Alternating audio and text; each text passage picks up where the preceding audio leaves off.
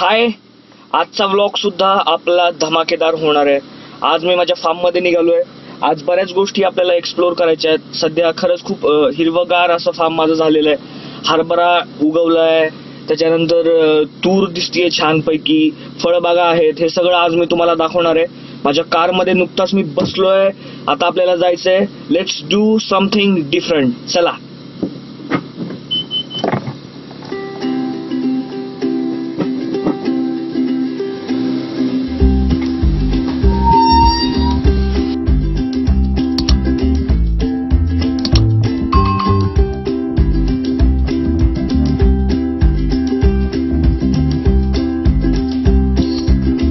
माझं फार्म इथून जवळ 12 किलोमीटर आहे। जायला वेळ लागेल आपल्याला। सो मी डायरेक्ट आता फार्म मधूनच तुम्हा सगळ्यांशी भेटतो। सो जाऊया।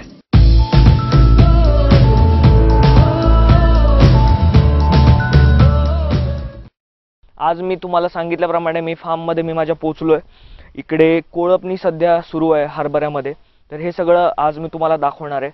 आणि आता हे वातावरण खरंच खूप बघण्यासारखं आहे, कारण इकडे हरभरा आलाय, ज्वारी छानपैकी दिसायला लागली आहे। त्याच्यानंतर आहे तिकडे, तो सुद्धा मी तुम्हाला दाखवतो। त्याच्यामध्ये काही स्वीट कॉर्न्स आलेले आहेत। फळबागा इकडे आहेत, जे मी मागच्या व्लॉगमध्ये तुम्हाला दाखवल्या होत्या। शिवाय काही वेली आल्या आहेत, ज्याच्यामध्ये कारला आहे, भोपळा आहे, काकडी आहे, ह्या सुद्धा मी तुम्हाला दाखवतो। तर आज आपण फार्मची सैर करणार आहोत पुन्हा एकदा। चला जाऊया। हा सगळा इकडे हरभरा आहे, जो तुम्हाला बघायला मिळेल। या हरभऱ्यामध्ये सध्या कोळपणी सुरू आहे।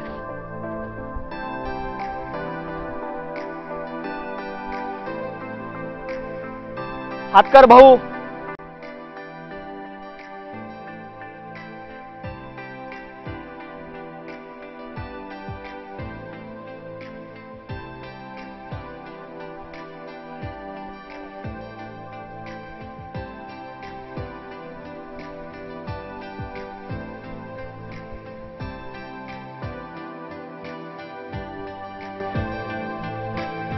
समोर तुम्हाला दिसतेय बैल जोडी आली आहे। कोळपणी सुरू आहे इकडे मगापासून। मोठ्या शान मध्ये इकडे ज्वारी आली आहे। Wow, what a lovely. सगळं ज्वारीच आहे। त्याच्या बाजूला या तुरीच्या शेंगा आहेत, त्या सुद्धा तुम्हाला दाखवतो मी।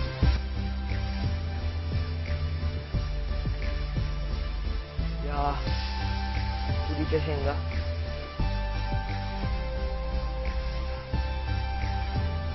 तुरीच्या शेंगा आहेत त्या।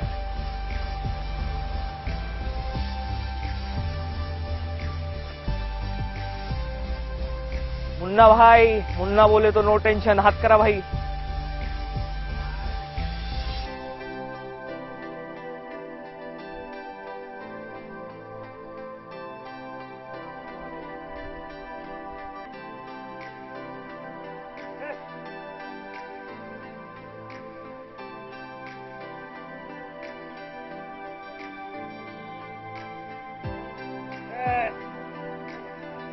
एकच वादा बबन दादा।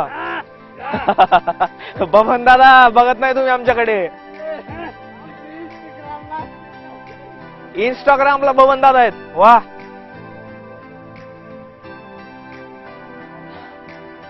तर त्याच्या पलीकडे फळबाग आहेत, तिकडे सुद्धा मी नेईन तुम्हाला। तिकडे वेली आहेत, त्या सुद्धा बघायसारख्या आहेत। फायनली फार्म मधनं आपण हा व्लॉग करतोय। पाठीमागे तुम्हाला कोळपणी दिसतेय। तर आमच्या शेताची आनबान शान असलेले राघू भैया आणि मुन्ना भैया, जे आमचं फार्म सांभाळतात, सगळं श्रेय या दोघांना गेलं पाहिजे या फार्मसाठी। तर हरभऱ्याचं पीक इकडे लावलंय, तर त्याच्याबद्दल तू काय सांगशील? हरभऱ्याच्या पिकाबद्दल तू काय सांगशील? हरभरा हे पीक नवीन व्हरायटी आहे। ही विक्रम नाव आहे हरभऱ्याची। जी हार्वेस्टिंग कापणी होती, ही नवीन प्रयोग आहे। या भागात पहिल्यांदाच इकडे आम्ही घेतलेला आहे। याची हार्वेस्टिंग कापणी होती। याच्यापासून ही मजूर लागत नाही काढणीसाठी। काढणी पश्चात जो खर्च आहे तो अगदी याचा फार कमी आहे। मग हरभऱ्याचं पीक याला मोस्टली किती दिवस लागतात? 3 महिने। मग 3 महिन्यामध्ये तुम्ही याची काळजी कशी घेतली? याला आता 1 महिना झालं पेरणी करून. आता डुबन घेतलंय, कोळपणी केली याची. ह्याला एक पाणी दिलंय स्प्रिंकलरने आणि एक फवारणी केली. ती एक कंडिशन आता अशी आहे याची. अजून तुला काय वाटतं का की हरभऱ्याबद्दल जी महत्वाची गोष्ट आहे जी लोकांपर्यंत जावी अशी काय आहे का? हरभऱ्याबद्दल अजून काय, याला बीज प्रक्रिया करावी लागते याची. अच्छा. महत्वाचं कारण आहे बीज प्रक्रिया करावी लागते. याला बीज प्रक्रिया 100% करावी लागते, म्हणजे करावी लागते. नाहीतरी जळ लागते हरभऱ्याला. याचं जळ नाहीये, याला बीज प्रक्रिया केलेली आहे. आता आपण फळबागेकडे निघालोय.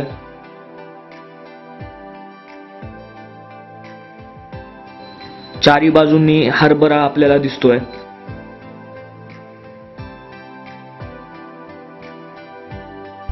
तर आता मी फळबागेकडे आलोय, जिकडे वटाणा लावलाय, फळबागा आहेत, बऱ्याच वेली तुम्हाला मी आता इकडे दाखवणार आहे. तर चला बघूया.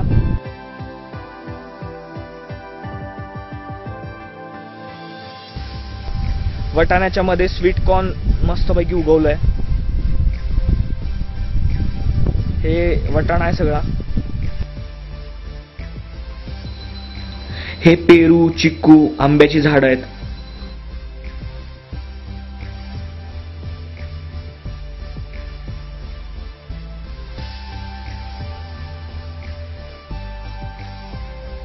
मध्ये स्वीट कॉर्न दिसतोय.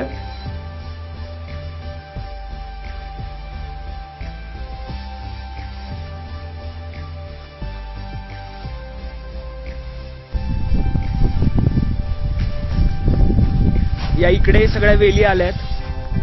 हे कारल्याच्या वेली आहेत. इकडे मस्तपैकी छोटासा कारला तुम्हाला दिसतोय.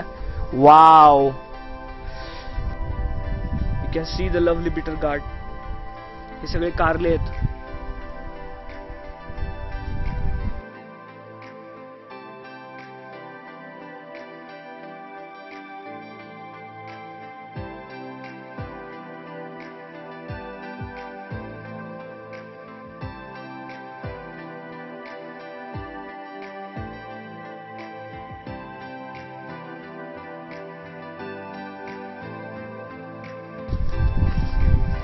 दॅट इज द लौकी प्लांट. हे बघू शकता तुम्ही. हा छोटासा जो आहे ना, ही लौकी आहे. ही भोपळा म्हणतो त्याला आपण.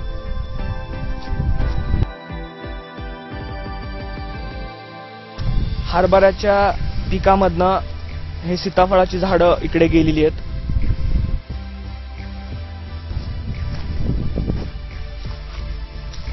हा पूर्णपणे वटाणा दिसतो. इकडे स्वीट कॉर्न आहे साथ मध्ये.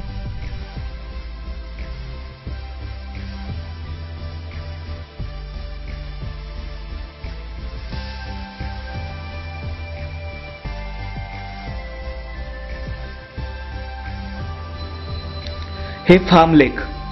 पाणी सप्लाय करण्यासाठी याचा उपयोग आम्ही करतो.